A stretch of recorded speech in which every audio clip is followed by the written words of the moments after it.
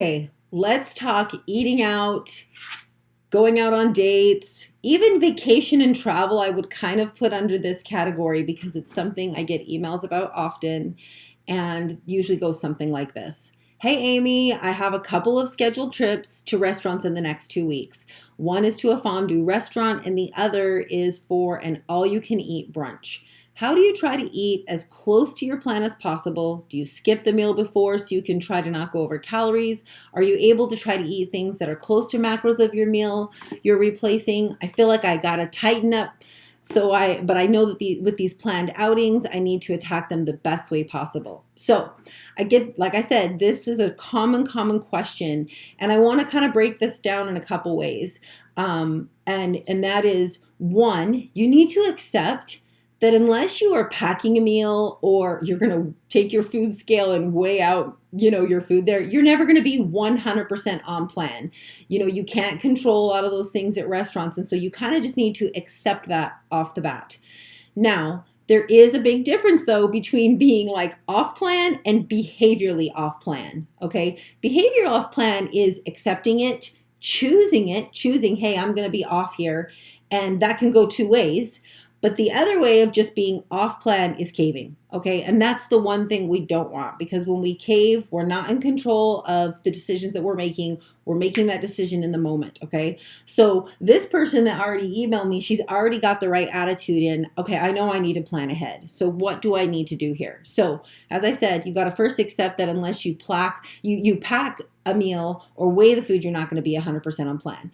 And a mistake that so many people make, and I get it because a lot of people hire coaches, so they feel like, oh, if I'm paying for a coach, every month, or I'm paying for a program, then I need to be 100% on so I don't waste my money, or whatever you want to say. But in reality, we don't necessarily always have a problem following a program. Let's face it, here's the program, let's follow it. So that's not usually the issue. The issue is, okay, when I can't follow this program, or when my meal plan isn't, allowable at a restaurant, what do I do? And since so many people haven't gone through this practice, you know what they do? They go completely off plan. They have no rules. They feel like it's an opportunity to get away with something. And it's like, don't look, don't look. And then later they have disappointment, say at like their biweekly check-in or when they get on the scale the next time. Okay. So you want to go into it first decide what you'll be okay with choosing. Okay. Are you going to be okay with having an off-plan meal that includes extra calories? Or are you going to try to just behaviorally eat on plan as close as possible? So that's the first question I always ask myself. Will I be okay with it? And that usually for me goes back to looking at my month and calendar plotting and saying, how many off-plan meals do I have like scheduled for this month? Because I do a date night. And so if I add that in addition to something else, I'm already now in the territory of I'm not going to lose. I'm not going to have progress probably this next biweekly. And then sometimes I'm totally okay with it. In the month of December, I was 100% okay with all of my off-plan eating. Other times when I go through this process, I decide, you know what? It's really actually not worth it for Aunt Sally's retirement cupcakes. Okay. So this is where you have to really ask yourself, and only you will know if it's okay for you, if you are willing to accept that. Once you accept it, don't look back.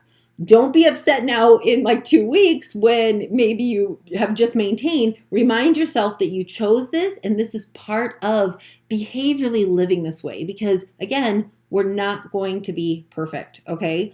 And then once you've made that decision, so let's go down two rabbit holes. It's Valentine's Day. And I've decided, I'm going off plan and I'm not even going to eat behaviorally on plan, like meaning as close to possible. I'm going to behaviorally eat in that I just live congruent to what I'm okay with. So if I was just starting out, I would go and look up the restaurant and get an idea of what they have.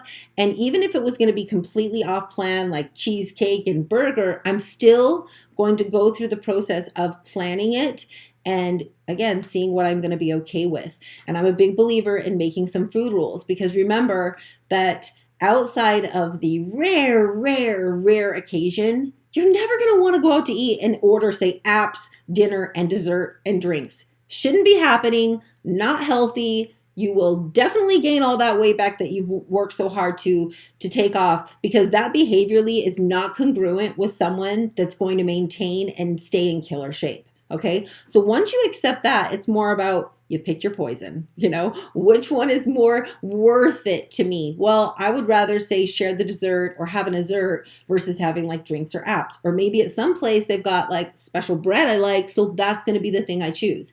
But whatever it is, I'm going to put it in writing, because I'm a big pen to paper, especially if you're new at this and you've never taken an off-plan meal. You've got to go through some strategies that eventually you won't have to do any of this homework. But initially, I'm really big on doing all the homework. It's like boot camping yourself into going off plan, and that can be a scary thing for some people, and then dialing it back where I no longer have to look up the restaurant anymore. I pretty much know my food rules, etc., etc. Okay.